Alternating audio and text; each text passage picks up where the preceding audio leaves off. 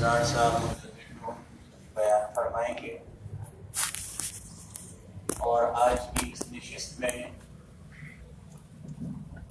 ہمارے مدرسہ تعلیم القرآن شریفیہ کے بچے اور بچیاں جن کا ابھی گزشتہ دنوں 25 دسمبر کو امتحان ہوا تھا، ان میں جن کی پوزیشن آئی ہے، دعا سے پہلے ان کو نقد انعام بھی دیا جائے گا۔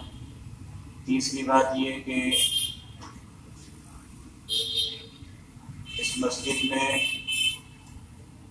ہر ایک جمعہ چھوڑ کر دوسرے جمعے میں عشاء کی نماز کے بعد صرف آدھا گھنٹہ قرآن کریم کا درس ہوا کرے گا، جس میں ترتیب کے ساتھ قرآن مجید کا ترجمہ بیان کیا جائے گا۔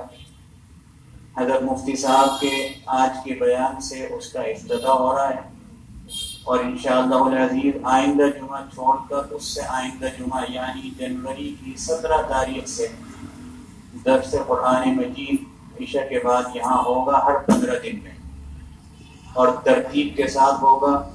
اس میں جو حضرات شرکت کرنا چاہیں سہولت کے ساتھ وہ تشریف لا سکتے ہیں، اور خواتین بھی آنا چاہیں تو ان کے لیے بھی انتظام ہوگا۔ حضرت مفتی صاحب بیان فرمائیں گے، نظم و ضبط کے ساتھ بیان کو سنیے، اور اوپر جو بچیاں ہیں وہ بھی نظم و ضبط کے ساتھ بیٹھیں۔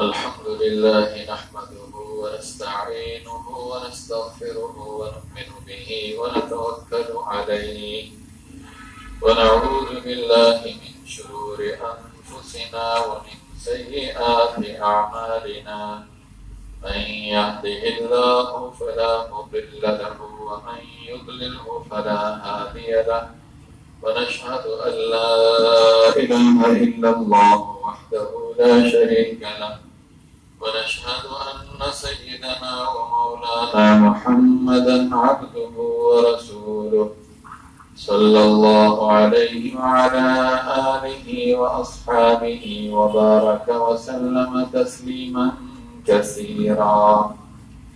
أما بعد، فأعوذ بالله من الشيطان الرجيم. بسم الله الرحمن الرحيم.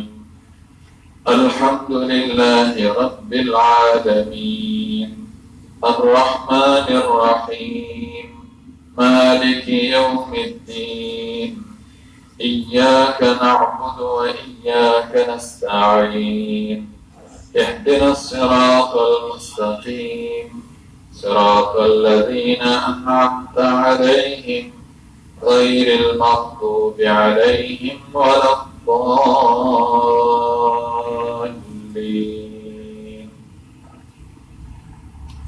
صدق الله مولانا العظيم. میرے انتہائی قابل احترام دوستوں، بزرگوں اور قابل احترام خواتین، جیسا کہ ابھی حضرت مولانا تنویر احمد شریفی صاحب مدد اللہ العالی نے بتایا کہ یہ درس قرآن کا آغاز ہو رہا ہے، اور ہر ایک جمعہ چھوڑ کر قرآن کریم کا درس ہوگا۔ اس لیے میں نے بھی غنیمت جانا کہ سورہ فاتحہ پڑھ لوں، اپنا حصہ اس میں ڈال لوں، تاکہ مجھے بھی آگے ثواب ملتا رہے، اور تھوڑا سا میں اس کا ترجمہ بھی کر دوں گا۔ ایک طرح سے افتتاح ہو جائے گا، صرف اپنے ثواب کے لیے، اس لیے نہیں کہ میں کوئی بڑا آدمی آیا ہوں، میں نے آغاز کیا ہے، بلکہ صرف اپنے ثواب کے لیے۔ سورہ فاتحہ یہ قرآن کریم کا خلاصہ ہے۔ اللہ تعالیٰ فرماتے ہیں الحمدللہ رب العالمین، تمام تعریفیں اللہ کے لیے ہیں جو سارے جہانوں کا پالنے والا ہے۔ الرحمن،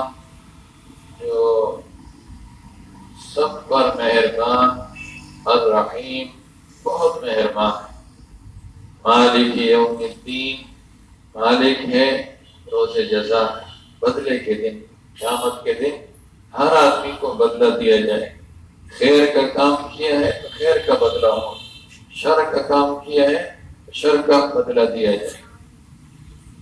ایاک نعبد و ایاک نستعین، دعا کا طریقہ سکھایا جائے، ایاک نعبد و ایاک نستعین، اے اللہ ہم تیری ہی عبادت کرتے ہیں اور تجھ ہی سے مدد مانگتے ہیں۔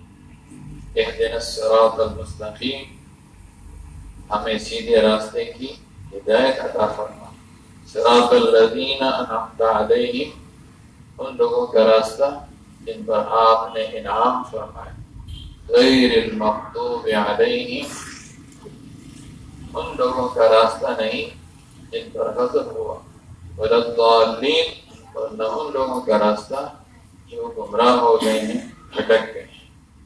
یہ سورہ فاتحہ کا ترجمہ ہے، اور اللہ نے رسول اللہ صلی اللہ علیہ وسلم کو ایک جگہ قرآن کریم میں عجیب بات بیان فرمائی، وَلَقَدْ آتَيْنَاكَ سَبْعًا مِنَ الْمَثَانِي، اے میرے حبیب ہم نے آپ کو 7 آیتیں دی ہیں، 7 آیتیں دی، 7 آیتوں سے مراد سورہ فاتحہ ہے۔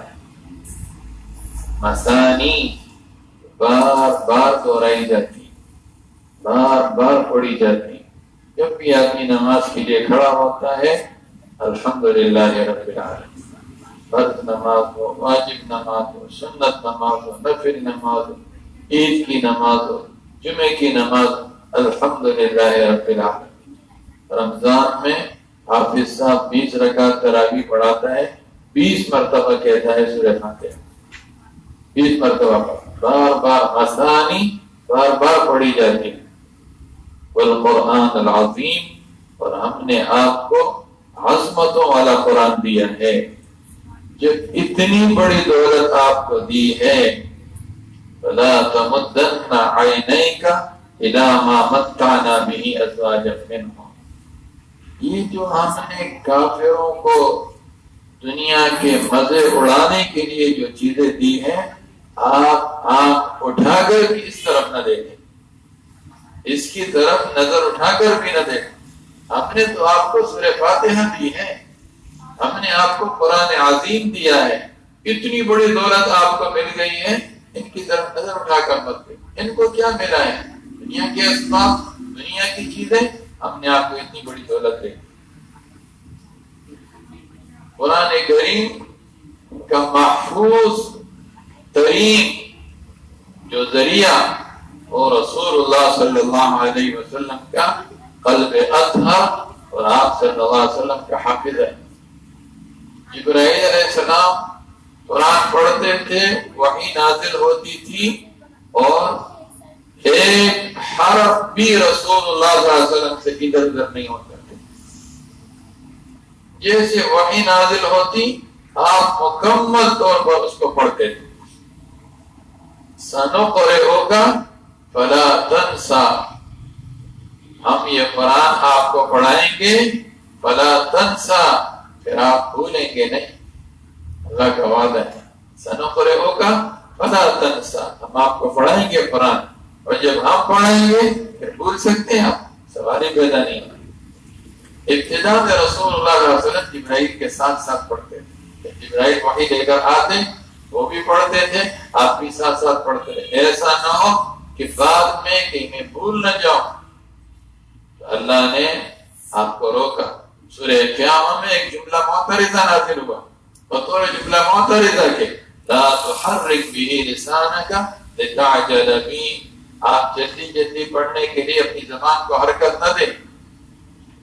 ان علینا جمعہ و قرآن، اس قرآن کو آپ کے سینے میں جمع کرنا اور آپ کی زبان سے پڑھوانا ہماری ذمہ داری ہے۔ فَإِذَا قَرَأْنَاهُ فَاتَّبِعْ قُرْآنَهُ، جب ہم جبرائیل علیہ السلام کے واسطے سے آپ کے سامنے قرآن پڑھ لیں، اس کے بعد پھر آپ اس کو پڑھا کریں۔ پھر ہم خاموشی سے سنتے تھے.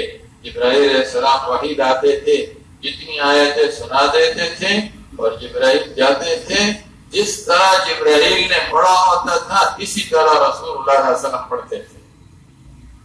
محفوظ ترین خزانہ رسول اللہ صلی اللہ علیہ وسلم کا حافظہ، آپ کا قلب اطہر، اللہ نے ایسے دل پر قرآن نازل کیا جو ہر قسم کے بھول سے، چوک سے، شیطان کے شر سے اللہ نے محفوظ رکھا ہے.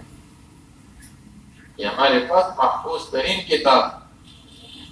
کوئی کھڑے ہو کر دعویٰ کرے کہ پچھلی امتیں والے ہمارے پاس محفوظ کتاب ہے، کسی کے پاس محفوظ کتاب نہیں.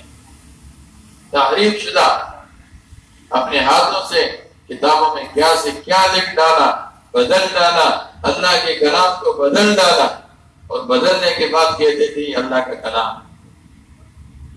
پھر آپ صلی اللہ علیہ وسلم کے بعد صحابہ کرام، اللہ نے ایسی جماعت کا انتخاب کیا کہ وہ جماعت وہ لکھنا پڑھنا زیادہ نہیں جانتی تھی. اللہ نے ان کو حافظے مضبوط دیے ہوئے تھے، بہترین حافظے تھے کہ وہ قرآن سنتے تھے رسول اللہ صلی اللہ علیہ وسلم سے، اور حافظوں میں قرآن محفوظ رہتا تھا. آپ لکھواتے بھی تھے، صحابہ سے لکھواتے بھی تھے، کاتبان وحی تھے. آپ صلی اللہ علیہ وسلم کی چند مخصوص صحابہ وہ لکھا کرتے تھے، مختلف چیزوں پر لکھتے تھے. پھر آپ صلی اللہ علیہ وسلم کے بعد صدیق اکبر کا دور آیا. امام بخاری نے ایک باب قائم کیا، باب جمع القرآن، قرآن کیسے جمع ہوا، وہ طریقے محفوظ، اور کس طریقے سے محفوظ کیا وہ سارے امام بخاری نے لکھا. صدیق اکبر کے زمانے میں قرآن جمع ہوا، اس کو لکھا گیا.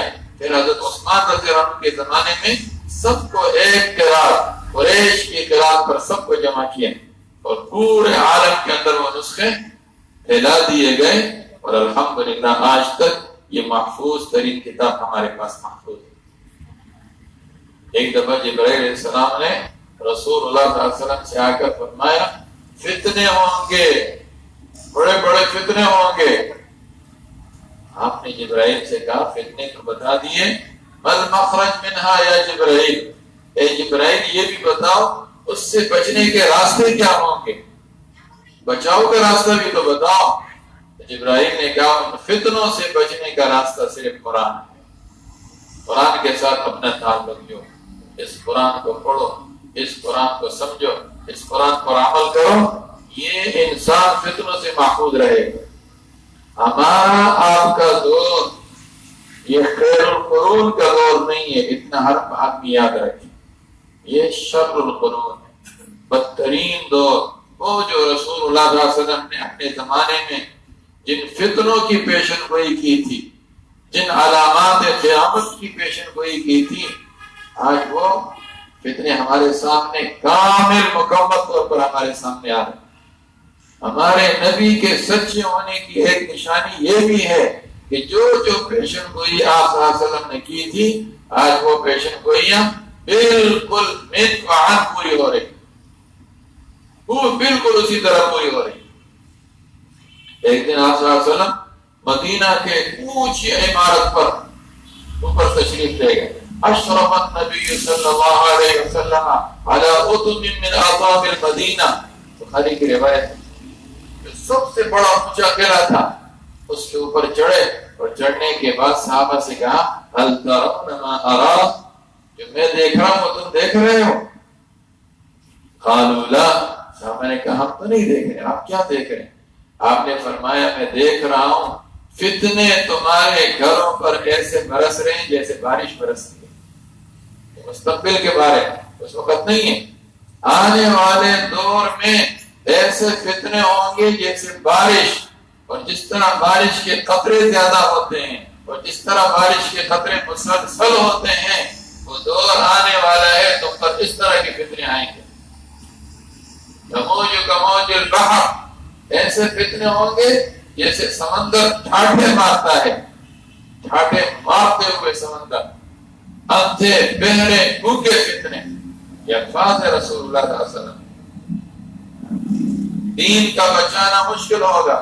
یمر الرجل بقبر الرجل یقول یا لیتنی مکانہ، ایک آدمی اپنے ایک مسلمان بھائی کے قبر کے پاس سے گزر رہا ہوگا، یہ کہے گا یا لیتنی مکانہ، کاش اس قبر میں میں ہوتا تو اچھا ہوتا، فتنوں سے تو بچا ہوتا، دین سنبھالنا مشکل ہو جائے، بڑے بڑے فتنوں کی پیشن گوئی کی، جس میں جہالت اترے گی، علم اٹھ جائے گا، زنا عام ہو جائے گا، شرابیں پی جائے گی، بدکاریاں ہوگی، بے شمار فتنے آپ نے بیان فرمائے۔ ایسے تو فتنوں کا بند حضرت عمر رضی اللہ عنہ کی شہادت سے ہی ٹوٹ گیا، فتنے تو وہیں سے شروع ہو گئے، لیکن یہ فتنے پڑھتے چلے۔ ایک دفعہ حضرت عمر رضی اللہ عنہ نے صحابہ بیٹھے ہوئے تھے، فرمایا تم میں سے فتنوں کے متعلق کون حدیث جانتا ہے؟ حضرت حذیفہ رضی اللہ عنہ نے فرمایا میں جانتا ہوں۔ حضرت عمر نے فرمایا مجھے پہلے اندازہ تھا یہ جرأت تم ہی کرو، یہ جرأت تمہارے اندر ہی ہے، اس لیے کہ تم فتنوں کے بارے میں رسول اللہ صلی اللہ علیہ وسلم سے زیادہ معلومات کیا کرتے تھے، زیادہ پوچھا کرتے تھے، مجھے یہی اندازہ تھا کہ تمہیں زیادہ ہو۔ حضرت عمر نے اپنے دور میں ایک پابندی لگائی، وہ پابندی یہ تھی کہ جب ایک آدمی کھڑے ہو کر کہتا کہ رسول اللہ صلی اللہ علیہ وسلم نے یہ ارشاد فرمایا ہے، آپ فرماتے تھے گواہ لے کر آؤ۔ تمہارے ساتھ ایک اور آدمی نے بھی یہ بات سنی ہے یا نہیں سنی؟ یہ پابندی اس کے لگائی تاکہ لوگ من گھڑت روایتیں بیان کرنا شروع کر دیں، لوگ جری نہ ہو جائے، اس لیے لوگ حضرت عمر کے سامنے بڑے سنبھل کر حدیث بیان کرتے تھے۔ اگر میں اکیلا کھڑا ہو گیا، حضرت عمر پوچھیں گے تمہارے ساتھ یہ حدیث اور کس کو معلوم ہے اور کس نے سنی ہے؟ لیکن چونکہ فتنوں سے متعلق حدیثیں تھی، اس لیے حضرت عمر کو معلوم تھا، حذیفہ دلچسپی لیتے ہیں فتنوں کی حدیثوں میں چلو سنا، کہنے لگے میں نے حضور صلی اللہ علیہ وسلم سے سنا کہ آدمی کا فتنہ اس کی آزمائش، اس کے بیوی بچوں میں، اس کے مال میں، اس کے پڑوسی میں انسان کی آزمائش ہوتی ہے، اور ظاہر ہے کہ جب یہ آزمائش ہوتی ہے تو انسان سے کوتاہی ہوتی ہے، تو اس کوتاہی کا بدلہ صدقہ خیرات، نفلی نماز، امر بالمعروف نہی عن المنکر، اس کے ذریعے اللہ اس کا بھی کوتاہی کو پورا کرتا ہے۔ حضرت عمر نے فرمایا میں یہ فتنوں کی بات نہیں کر رہا ہوں، ان فتنوں کو چھوڑو، میں اس کی بات نہیں کر رہا ہوں، میں ان فتنوں کی بات کر رہا ہوں تموج کموج البحر، وہ فتنے جو سمندر کے موجوں کی طرح ٹھاٹھے مارتے ہوئے فتنے ہوں گے، ان کی بات کر رہا ہوں۔ حضرت حذیفہ نے فرمایا اے عمر رہنے دو، تمہارے اور ان فتنوں کے درمیان ایک بند دروازہ ہے، تمہارے اور ان کے فتنوں کے درمیان ایک بند دروازہ ہے، آپ کو وہ فتنے کوئی نقصان نہیں پہنچا سکتے۔ حضرت عمر رضی اللہ عنہ نے پوچھا ایکسر ام یفتح، وہ دروازہ توڑا جائے گا یا کھولا جائے گا؟ حضرت حذیفہ نے فرمایا توڑا جائے گا، کھولا نہیں جائے گا، توڑا جائے گا۔ حضرت عمر نے فرمایا اذن لا یغلق ابدا، پھر وہ دروازہ کبھی بند نہیں ہوگا، جب توڑا جائے گا تو پھر وہ دروازہ کبھی بھی بند نہیں ہوگا۔ اس لیے کھلا دروازہ تو انسان بند کر سکتا ہے، ٹوٹے ہوئے دروازے کو کون بند کرے؟ لوگوں نے، حضرت شاگردوں نے حضرت حذیفہ رضی اللہ عنہ سے پوچھا کہ حضرت عمر رضی اللہ عنہ جانتے تھے کہ وہ دروازہ کیا ہے؟ فرمایا ہاں جانتے تھے، اور اس طرح جانتے تھے جس طرح ہم یہ جانتے ہیں کہ آج رات کے بعد کل آئے گی یا کل دن کے بعد رات آئے گی، اس طریقے سے۔ پھر حضرت وہ شاگرد کہتے ہیں کہ چونکہ حضرت حذیفہ کا روک تھا تو ہم نے آگے نہیں پوچھا، ہم نے ان کے مشہور شاگرد حضرت مسروق رحمہ اللہ ان سے کہا کہ آپ اپنے استاد سے پوچھیں کہ کیا حضرت عمر جانتے تھے کہ اس دروازے کا مفتاح کون ہے، یہ دروازہ کیا ہے؟ جب انہوں نے جا کر پوچھا تو فرمایا حضرت عمر کو معلوم تھا کہ وہ دروازہ خود عمر کی ذات ہے، تو عمر کی ذات وہ فتنوں کے لیے ایک بند ہے، اور جب یہ دروازہ ٹوٹ جائے گا یعنی حضرت عمر شہید ہو جائیں گے فتنوں کا دروازہ کھل جائے. چنانچہ ان کی شہادت ہوئی، یہ بڑا حادثہ. اس کے بعد حضرت عثمان رضی اللہ عنہ کی شہادت ہوئی، یہ بڑا حادثہ. خوارج نکلے، حضرت علی رضی اللہ عنہ کا دور آیا، جنگ جمل ہوا، یہ کتنا بڑا حادثہ.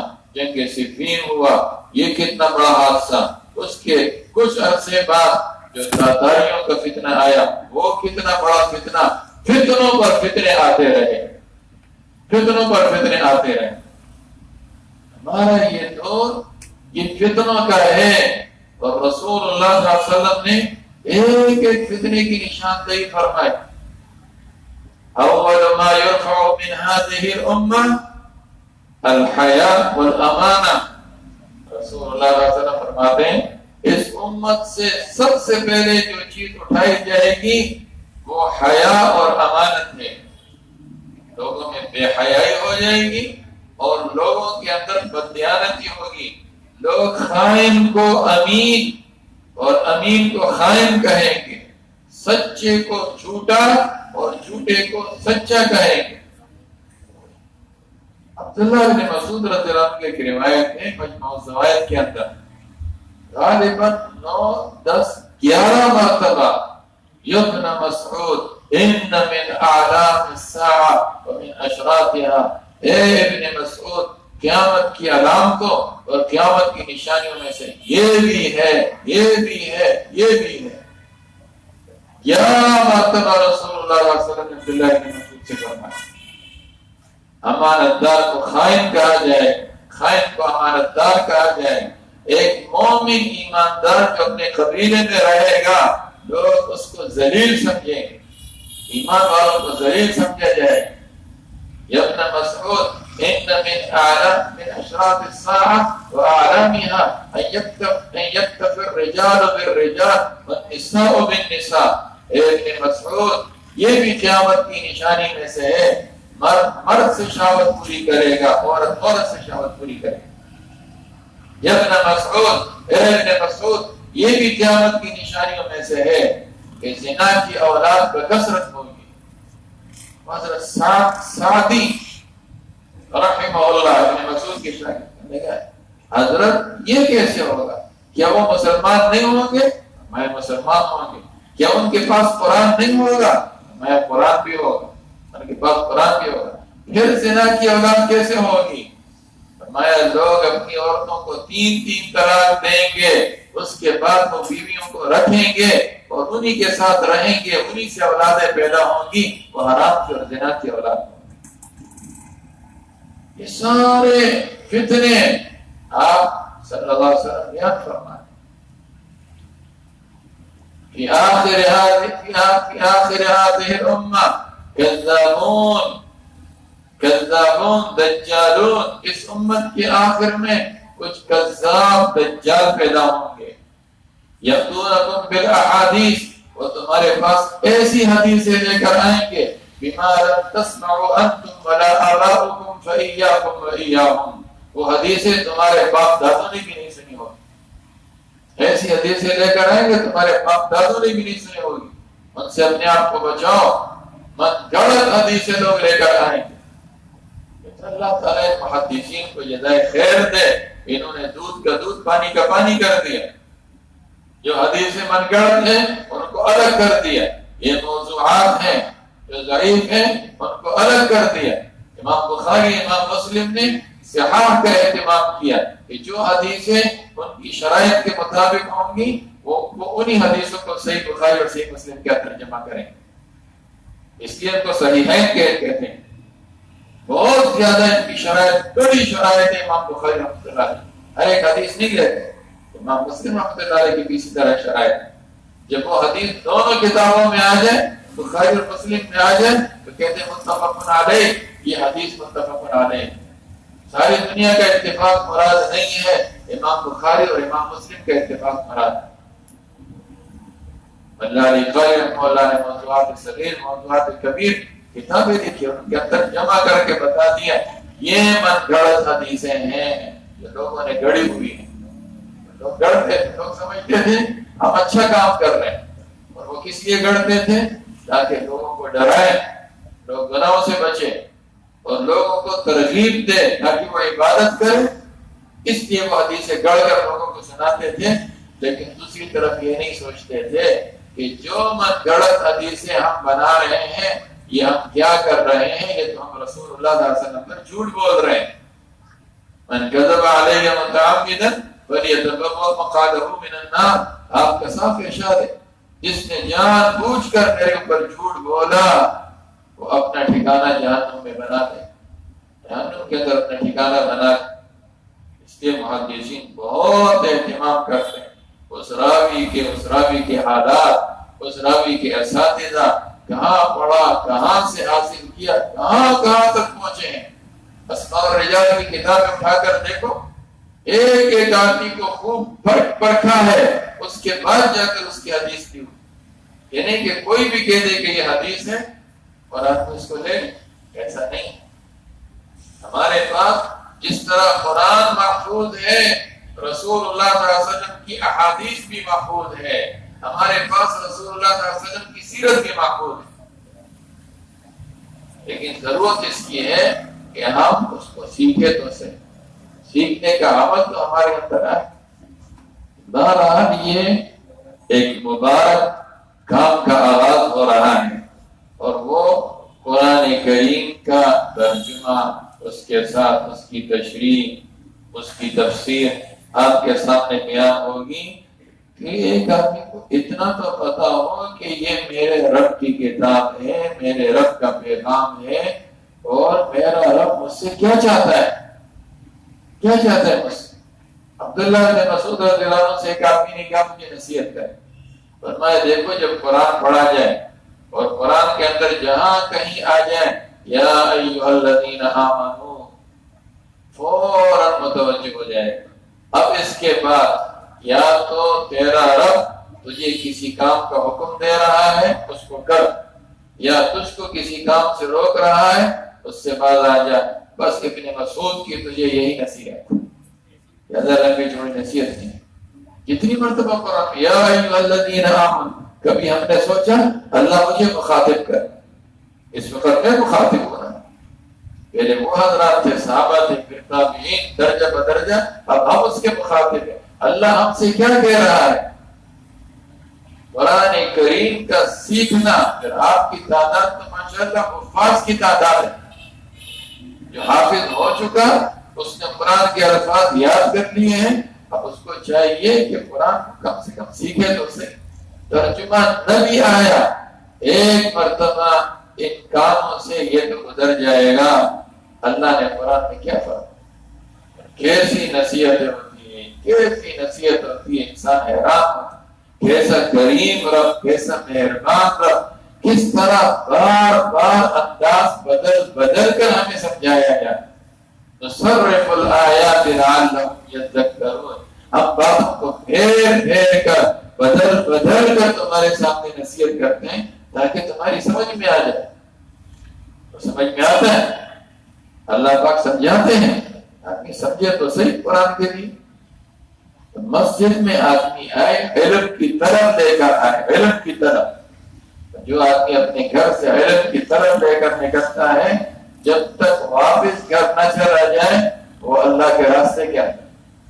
من خرج فی طلب العلم فهو فی سبیل اللہ حتی یرجع، جب تک واپس گھر نہیں جائے گا، مسجد میں آیا ہے، درس قرآن میں بیٹھا ہے، درس حدیث میں بیٹھا ہے، دین کی باتیں سننے کے لیے آیا ہے، ایک عالم کی صحبت میں بیٹھا ہوا ہے، جب تک بیٹھا ہے یہ علم حاصل کر رہا ہے، جب تک واپس نہیں گیا فی سبیل اللہ ہے۔ آدمی کو علم کا پیاسا ہونا چاہیے۔ منہوبان لا یشبعان، رسول اللہ صلی اللہ علیہ وسلم فرماتے ہیں دو حریص ایسے ہیں ان کا پیٹ کبھی نہیں بھرے گا، دو حریص ایسے ہیں جن کا پیٹ کبھی نہیں بھرے گا، ایک علم دین کا حریص، کبھی بھی اس کا پیٹ نہیں بھرے گا، علم دین بوڑھے ہو جاتے ہیں، نظر نہیں آتا ہے، پھر بھی کتابیں دیکھ رہے ہیں، پیٹ بھرتا ہی نہیں۔ دوسرا دنیا کا حریص، اس کا پیٹ دنیا سے نہیں بھرے، خبر میں پاؤں لٹک جائیں گے، آخرت کی طرف جا رہا ہے لیکن بس تو دنیا کے اندر لگا، دنیا کی محبت کے اندر لگے ہوئے۔ اس قرآن کی مجالس میں آدمی بیٹھتا ہے، دل سے دنیا کی محبت نکلتی ہے، آخرت کی فکر آدمی کے اندر پیدا ہوتی ہے، آدمی کو یہ یقین اور پختہ ہو جاتا ہے ایک دن مجھے مرنا ہے۔ انسانی زندگی کی سب سے یقینی شے جس میں کوئی شک نہیں وہ موت، وہ موت۔ اس لیے قرآن نے موت کے لیے یقین کا لفظ استعمال کیا، وَاعْبُدْ رَبَّكَ حَتَّى يَأْتِيَكَ الْيَقِينُ۔ اللہ کے رسول سے کہا جا رہا ہے اپنے رب کی عبادت کیجیے یہاں تک کہ آپ کو یقین آ جائے۔ یقین سے مراد یہاں موت ہے، یہاں تک کہ آپ کو موت آ جائے۔ ہر آدمی کے خاتمے کے لیے ایک دن مقرر ہے، اس دنیا کے خاتمے کے لیے بھی ایک دن مقرر ہے۔ وہ دن آئے گا اور آدمی جائے گا، وہ تو کبھی آئے گی، بڑی قیامت تو کبھی آئے گی، لیکن من مات فقد قامت علیہ قیامت، جو مر گیا اس پر تو قیامت قائم ہو گئی، وہ تو چلا گیا۔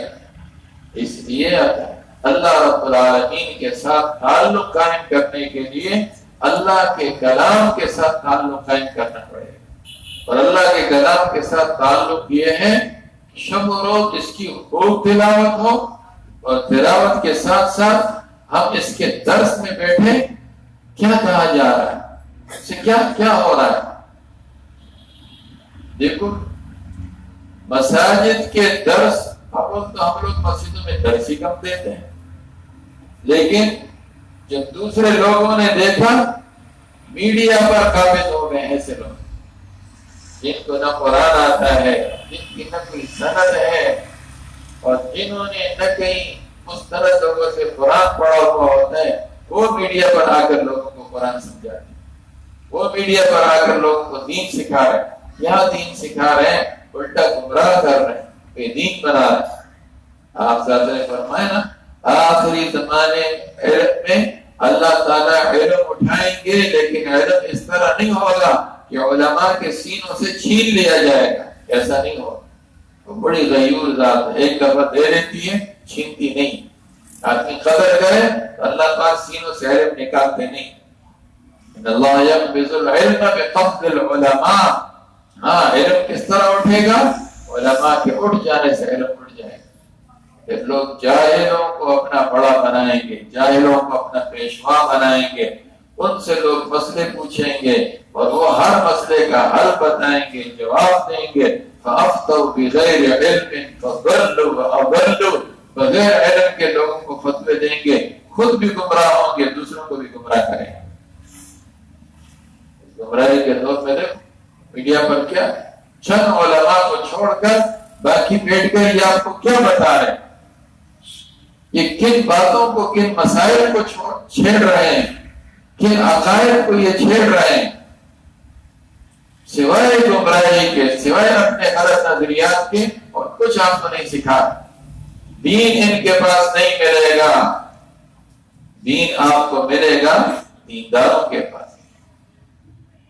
آپ کو کپڑا سبزی والے کے پاس نہیں ملے گا، دودھ والے کے پاس نہیں ملے گا، سبزی والے کے پاس سبزی ملے گی، دودھ والے کے پاس دودھ ملے گا، کپڑے والے کے پاس کپڑا ملے گا، اہل علم کے پاس آپ کو علم ملے گا۔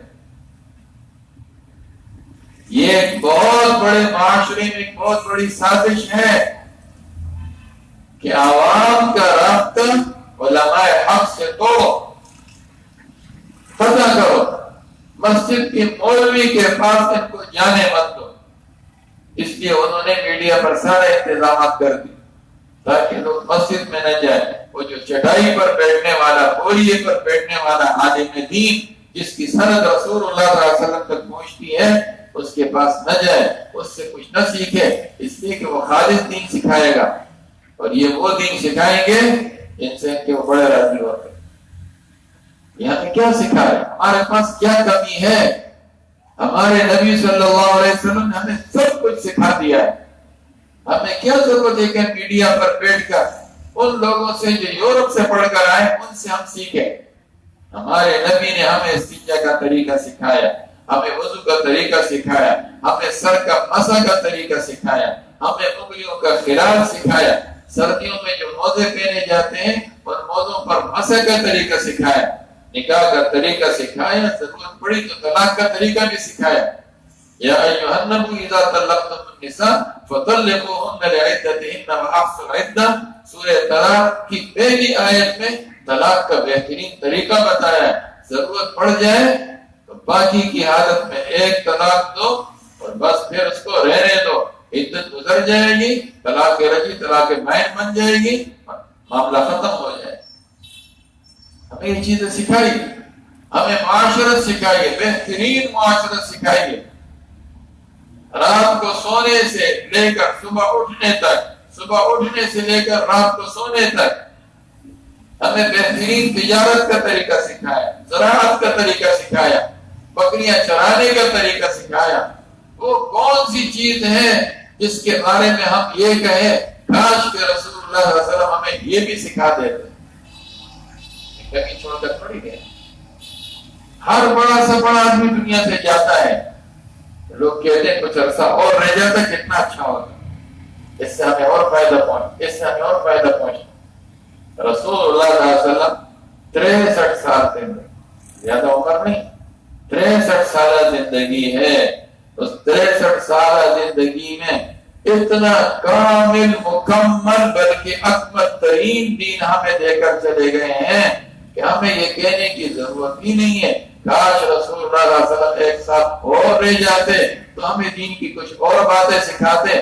آپ نے سب کچھ ہمیں سکھا دیا ہے، ایسے راستے پر چھوڑ کر گئے ہیں لیلھا کنہارھا، جس کی راتیں بھی ایسی روشن ہیں جس کے دل روشن ہیں، یہاں اندھیرا ہے ہی نہیں۔ سب کچھ نبی نے ہمیں سکھا دیا، مکمل کامل مکمل دین سکھا دی۔ ہم تو کسی کے محتاج ہی نہیں ہیں۔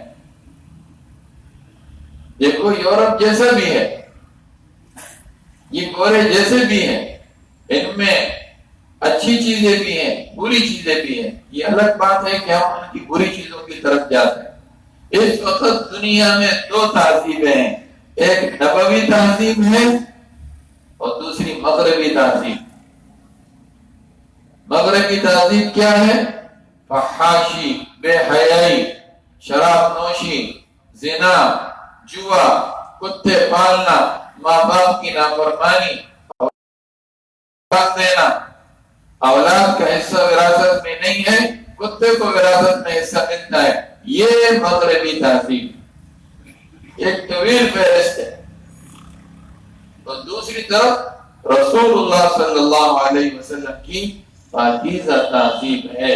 آپ صلی اللہ علیہ وسلم صبح کیسے اٹھتے تھے، کیا کرتے تھے، آپ کی صبح کیسے گزرتی تھی، آپ کی دوپہر کیسے گزرتی تھی، آپ کی سپہر کیسے گزرتی تھی، شام کو کیا کرتے تھے، مغرب کے بعد کیا کرتے تھے، عشاء کے بعد کیا کرتے تھے، خدا کی قسم سب حدیث کی کتابوں میں موجود ہے۔ پوری زندگی آپ کی موجود ہے۔ ایک ایک چیز آپ نے ہمیں سکھائی، سچائی، امانت، دیانت، اچھا کردار، ایک ایک چیز آپ نے ہمیں سکھائی۔ یہ کہ آپ کا اپنا کردار بہت پاک تھا۔ کسی چیز کو دیکھنے کے لیے، کسی کی اتباع کرنے کے لیے، کسی کے پیچھے چلنے کے لیے پہلے اس کا کردار دیکھا جاتا ہے، یہ آدمی خود کیسا ہے، خود کیسا ہے۔ جب رسول اللہ صلی اللہ علیہ وسلم نے 40 سال گزارے اور وحی نازل ہوئی، اس وقت جب لوگ نہیں مان رہے تھے، آپ نے کیا فرمایا؟ وَلَقَدْ لَبِثْتُ فِيكُمْ عُمُرًا مِّن قَبْلِ أَفَلَا تَعْقِلُونَ، میں نے تمہارے درمیان ایک عمر کا حصہ گزارا ہے، تو اتنا نہیں سمجھتے؟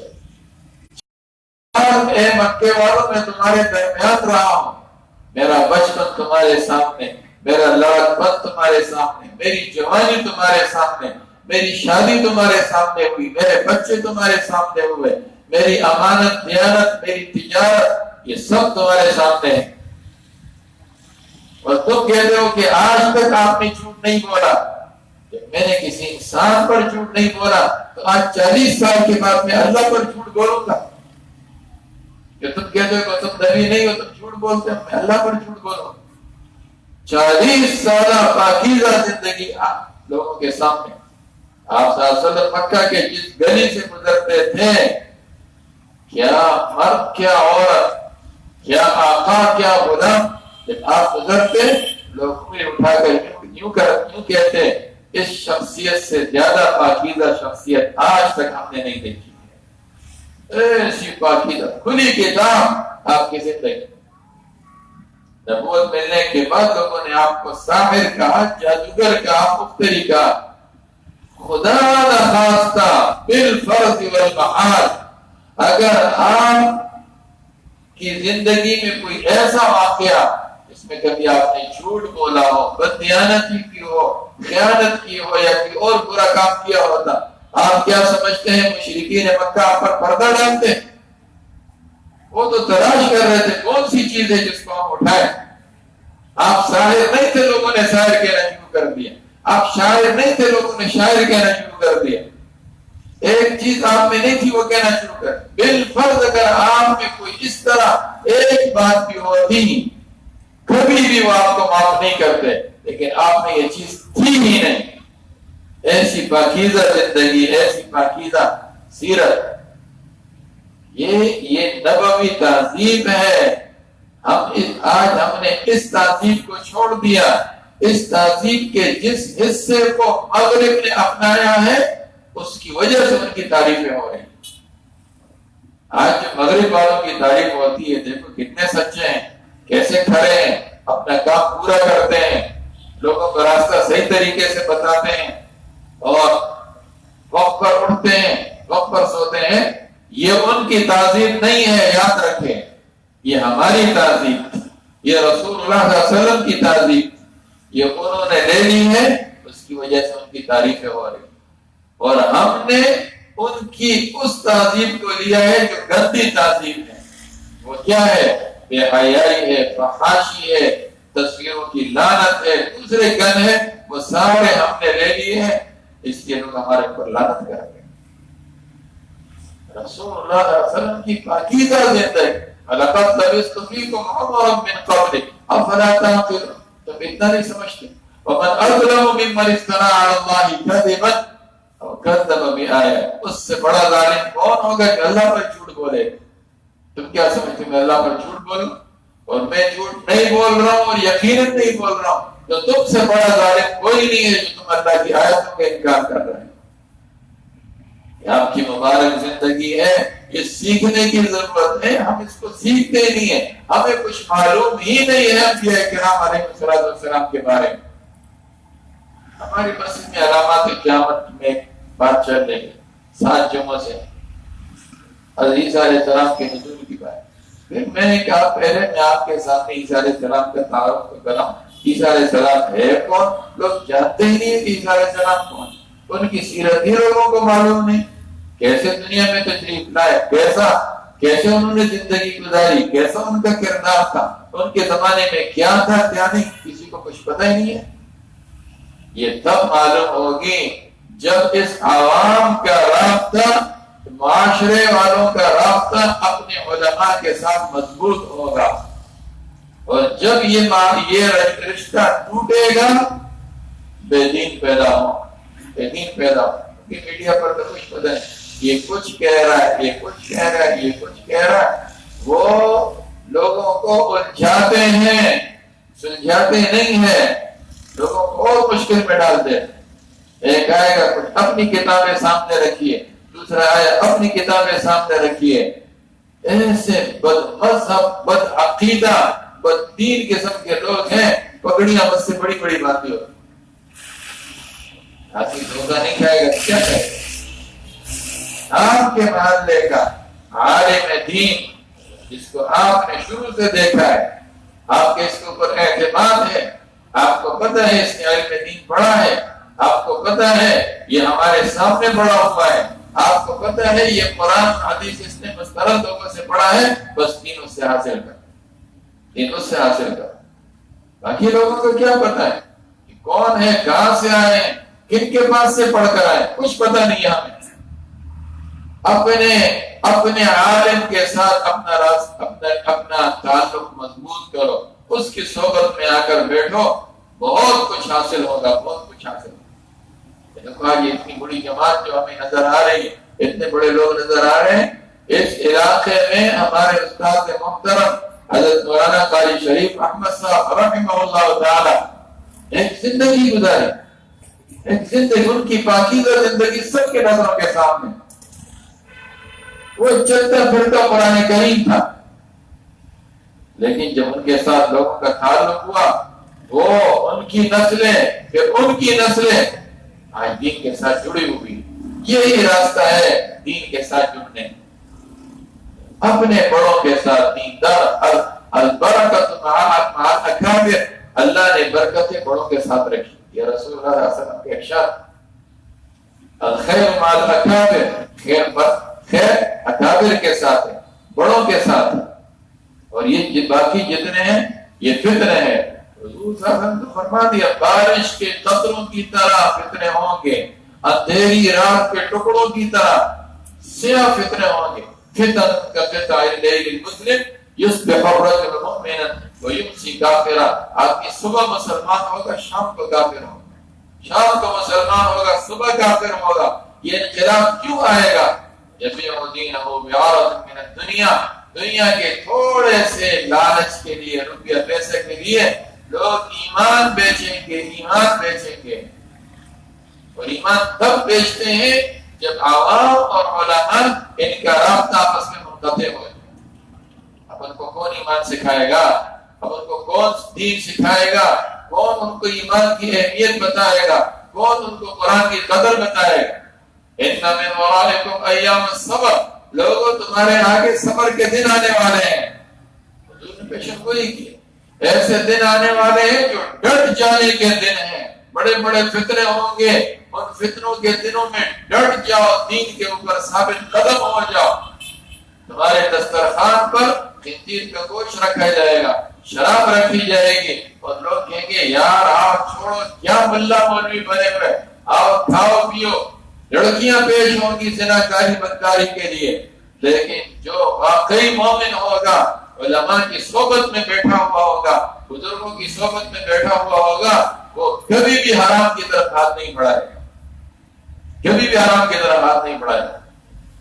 دنیا دشمن ہے اس وقت مسلمان، چار چیزوں کی بطور خاص دشمن ہے، کتاب اللہ کی، رسول اللہ کی، بیت اللہ کی، شعائر اللہ کی۔ دشمن ہے دشمن، جس چیز کے ذریعے اسلام کی پہچان ہے اس چیز کی وہ دشمن ہے، اس چیز کو دشمن۔ جس گھر اور جس در سے روشنی اسلام کی نکل رہی ہے، ان کی کوشش ہے اس گھر اس در کو بند کرو، اس کو ختم کرو۔ آپ لا تقوم الساعة حتى يكون القرآن عارا، قیامت اس وقت تک قائم نہیں ہوگی جب تک لوگ قرآن کو عار نہیں سمجھیں گے، قرآن کو عار نہیں سمجھیں گے۔ آج دیکھو قرآن کو عار سمجھا جائے اور اس کے بارے میں بکواس کر رہے ہیں، رسول اللہ صلی اللہ علیہ وسلم کی ذات کے بارے میں بکواس کر رہے ہیں۔ یہ تو ان کے منہ سے نکل رہا ہے، اندر کیا ہے؟ قد بدت البغضاء من افواههم، ان کا بغض ان کی زبانوں سے نکل رہا ہے۔ وما تخفي صدورهم اکبر، جو اندر چھپایا ہوا ہے وہ اس سے بھی بڑا ہے، اس سے بھی بڑا۔ یہی رسول اللہ صلی اللہ علیہ وسلم قرآن اللہ کی کتاب کے دشمن ہے۔ کیا آپ نے ناروے کے اس واقعے کو دیکھا؟ کیسے قرآن کے دشمن، کیسا دوست قرآن کے بارے میں فرق، پوری دنیا کے سامنے قرآن کو لا کر اس کو آگ لگا کر اس کو جلایا جائے۔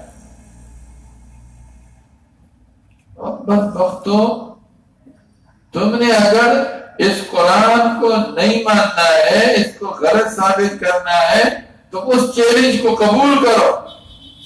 جو چیلنج نزول قرآن کے زمانے کے کافروں کا تھا، وہ چیلنج آج تمہیں بھی تو ہے، اس کو تم قبول کرو۔ اور وہ کیا ہے؟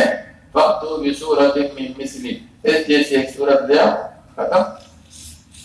اتنے ہنگامے کرنے کی کیا ضرورت ہے؟ اس کو چلانے کی کیا ضرورت ہے؟ اس جیسی سورت بناؤ۔ لیکن جب اس دور کے جب فصاحت اور بلاغت آسمان کو چھوتی تھی، شعراء عرب مشہور تھے، وہ قرآن کا مثل بنا کر نہیں لائے۔ یہ کنگال کیا بنا کر لائیں؟ اس لیے اور کچھ ان سے نہیں ہوتا ہے. کھڑے ہو کر پہلے بکواس کرتے ہیں اور رسول اللہ صلی اللہ علیہ وسلم کو برا کہتے ہیں، پھر کہتے ہیں اس قرآن کو نعوذ باللہ ہم کچرے کے ڈبے میں ڈالیں گے، اس کو آگ لگائیں گے. اور پھر آگ لگائیں.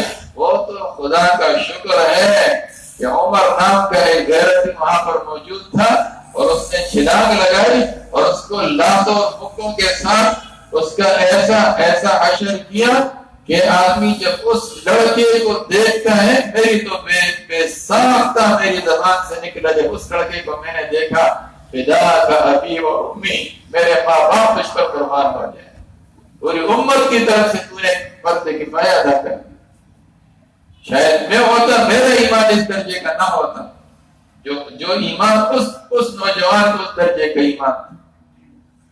حتی یکون القرآن عارا، قیامت اس وقت تک نہیں آئے گی جب تک لوگ قرآن کو عار نہیں سمجھیں گے. مجموع زوائد کی روایت. اس لیے قرآن کے ساتھ، لیکن جتنا یہ لوگ اس طرح کریں گے اللہ اس قرآن کو اور عزت دے اور عزت دے. لوگ اس پر اور ایمان لاتے ہیں، لوگ اس کی طرف اور متوجہ ہو جاتے ہیں. بہرحال یہ قرآن کی ہار کی چیز نہیں ہے، عزت کی چیز ہے. ان اللہ یرفع بهذا الكتاب اقواما، اللہ اس کے ذریعے لوگوں کو بلند و بالا کرتا ہے، انہیں کو ذلیل کرتا ہے جو پس پشت قرآن کو پھینکتے ہیں. وہ ذلیل قوم ہے، اللہ ذلیل کرتا ہے. قرآن کے ساتھ عزت ہے، قرآن کے ساتھ بلندی ہے اور قرآن ہی کے ساتھ مسائل کا حل ہے. قرآن ہی کے ذریعے چین اور سکون ہے. آج کی میڈیکل سائنس بھی یہ کہہ رہی ہے اگر آپ ڈپریشن میں ہو اور آپ کا دماغ کسی ایک جگہ نہیں ٹک رہا ہے، ہر وقت پریشانی ہے، آج کی میڈیکل سائنس یہ کہتی ہے کہ قرآن کریم کی تلاوت لگاؤ، سننا شروع کرو، سارا ڈپریشن ختم ہو جائے گا. اس کے سننے میں اللہ نے یہ برکت رکھی، اس کے پڑھنے میں اللہ نے کیا برکت رکھی. تو بہرحال تلاوت الحمدللہ حضرات کرتے ہیں، لیکن اس کے بعد جو اگلا مرحلہ ہے وہ اس کے سمجھنے کا ہے اور انشاءاللہ آج سے اس کا آغاز ہو گیا ہے اور انشاءاللہ یہ ترتیب چلے گی. اللہ یہ باتیں ہمیں سمجھنے کی، عمل کرنے کی توفیق نصیب فرمائے.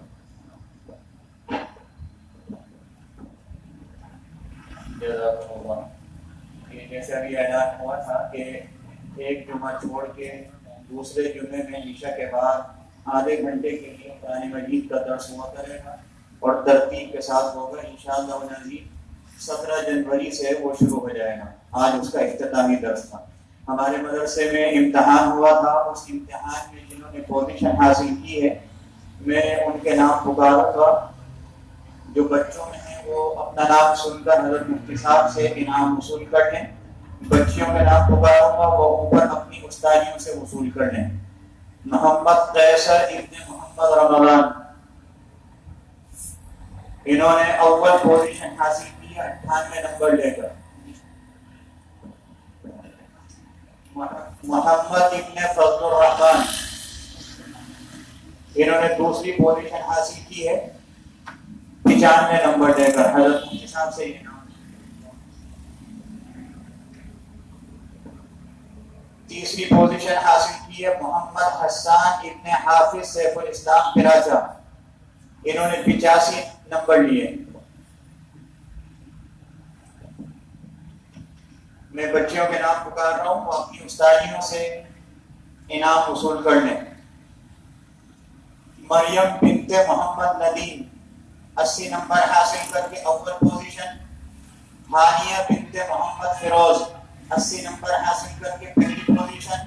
نور العین بنت کاشان احمد 80 نمبر حاصل کر کے اول پوزیشن. زینب بنت محمد شکیل 80 نمبر حاصل کر کے اول پوزیشن. یسرا بنت غلام خالد 80 نمبر حاصل کر کے اول پوزیشن. ایمن بنت محمد یاسین 80 نمبر حاصل کر کے اول پوزیشن. بچیاں سب پر لے گئی سب پر. خدیجہ بنت فضل الرحمن 70 نمبر حاصل کر کے دو پوزیشن. آمنہ بنت حافظ محمد آفتاب شریفی 70 نمبر حاصل کر کے دوسری پوزیشن. جنت بنت محمد شاہد 70 نمبر حاصل کر کے دوسری پوزیشن. فلک بنت غلام خالد 70 نمبر حاصل کر کے دوسری پوزیشن. عائشہ بنت محمد سلمان 70 نمبر حاصل کر کے دوسری پوزیشن. یہ سارے دوسری پوزیشن والے. مریم بنت فضل الرحمان انہوں نے 68 نمبر حاصل کر کے تیسری پوزیشن حاصل کی ہے. جو اول انعام یافتہ ہیں ان کو 300 روپے نقد دیے گئے ہیں. جو دوسرے درجے کے ہیں ان کو 200 روپے اور سوم والوں کو 100 روپے. حضرت مفتی صاحب دعا کریں.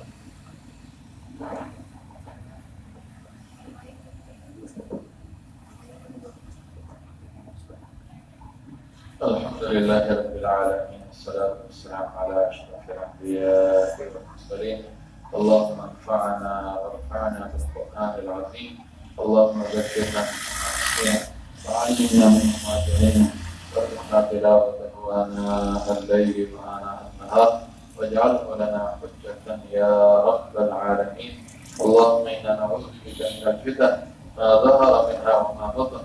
اللهم إنا نعوذ بك من العجز والكسل ونعوذ بك من الجبن والبخل ونعوذ بك من غلبة الدين وقهر الرجال. اللهم إنا نعوذ بك من فتنة المسيح الدجال ونعوذ بك من فتنة الدنيا وعذاب القبر. یا اللہ ہمارے اس بیٹی کو اپنی بارگاہ میں قبول فرما. یہ باتیں کہی ہے اس میں جو خدائیوں کے معاف فرما، درگزر فرما. یا اللہ عمل کی توفیق نصیب فرما. یا اللہ یہ قرآن پاک کے درس کا، ترجمے کا، تفسیر کا سلسلہ آج سے شروع ہو گیا ہے. یا اللہ خاص اپنے فضل کے ساتھ اس کو تکمیل تک پہنچا. بار بار قرآن پاک سننے کی، اس کو سمجھنے کی توفیق نصیب فرما. یا اللہ اس کو قبولیت عامہ تامہ نصیب فرما. یا اللہ جو یہاں آنے والے ہیں ان کی پریشانیوں کو دور فرما. امت مسلمہ کی پریشانیوں کو دور فرما. قرآن کے ساتھ تعلق نصیب فرما. اے اللہ شب روز اس کی تلاوت کی توفیق نصیب فرما، سمجھنے کی توفیق نصیب فرما، عمل کی توفیق نصیب فرما. قرآن پاک کو دوسروں تک پہنچانے کی، اس کی نشر و اشاعت کی توفیق نصیب فرما. یا اللہ ہمارے بیماروں کو شفا کامل عاجل دائم نصیب فرما. یا اللہ ان حاضرین میں سے اور حاضرات میں سے جو بیمار ہیں، اللہ ان کی بیماریوں کو، ان کی تکلیفوں کو اپنے فضل سے دور فرما. یا اللہ ان کی تکلیفوں کو دور فرما. یا اللہ ان کی ضروریات کو اپنے خزانے غیب سے پورا فرما. یا اللہ گھریلو پریشانیوں کو بھی دور فرما، مالی پریشانیوں کو بھی دور فرما، جو دیگر پریشانیاں ہیں ان کو بھی دور فرما، کاموں کی رکاوٹوں کو دور فرما. اے اللہ دنیا آخرت کے کاموں کو ہمارے لیے آسان فرما دے. یا اللہ ہمارے گناہوں کو بغیر سزا، بغیر عذاب کے معاف فرما دے. یا ارحم الراحمین یہ جو مستورات آئے ہوئی ہیں اللہ ان کی پریشانیوں کو دور فرما دے. یا اللہ ان کی اولادوں کو ان کے لیے آنکھوں کی ٹھنڈک بنا دے. اللہ جو بچیاں ان کے اب تک رشتے نہیں آئے، والدین پریشان ہیں، اے اللہ ان کے توقعات سے بڑھ کر اعلیٰ سے اعلیٰ رشتے نصیب فرما، صالح رشتے نصیب فرما، جوڑ کے رشتے نصیب فرما. جو بچے بچیاں ان رشتوں سے منسلک ہو گئے ان کے گھروں میں خیر و برکتیں پیدا فرما. یا اللہ ان کے گھروں میں خیر و برکتیں پیدا فرما، ان میں اتحاد اتفاق پیدا فرما، شریروں کے شر سے محفوظ فرما، حاسدین کے حسد سے محفوظ فرما. یا اللہ کاروبار میں برکت عطا فرما دے. یا اللہ حلال روزی میں برکت عطا فرما دے. یا اللہ ہماری عمروں میں برکت عطا فرما. یا اللہ علماء حق سے قائم رہنے کی توفیق نصیب فرما. یا اللہ یہ جو قاری صاحب کا خاندان ہے وہ یہ دین کی خدمات انجام دے رہا ہے. یا اللہ قیامت تک ان نسلوں سے دین کی خدمت لے لے، ان کو قبولیت نصیب فرما دے. یا اللہ ان کو قبولیت نصیب فرما دے. اور ہمارے استاد محترم حضرت قاری صاحب رحمہ اللہ کی کامل مغفرت فرما دے، ان کی قبر کو جنت کا باغ بنا دے. یا اللہ ان کی اولاد کے اندر مزید صلاحیتیں پیدا فرما، مزید خیر و برکات پیدا فرما. یا اللہ مزید قرآن پاک کی خدمت کی توفیق نصیب فرما. جو ان کے معاونین ہیں، ان کے اہل شورا ہیں، اے اللہ ان کی عمروں میں بھی برکتیں نصیب فرما. اے اللہ ہماری دعاؤں کو قبول فرما. مولانا مسلمان صاحب کی والدہ کا انتقال ہو گیا، اللہ ان کی کامل مغفرت فرما دے، درجات کو بلند فرما دے. مولانا کو اور ان کے جو دوسرے بھائی ہیں اور جو ان کی بہنیں ہیں اللہ ان کو صبر عطا فرما. ہم سب کا خاتمہ ایمان پر فرما. وصلی اللہ تعالی علی خیر خلقہ سیدنا و مولانا محمد و آلہ و اصحابہ اجمعین برحمتک یا ارحم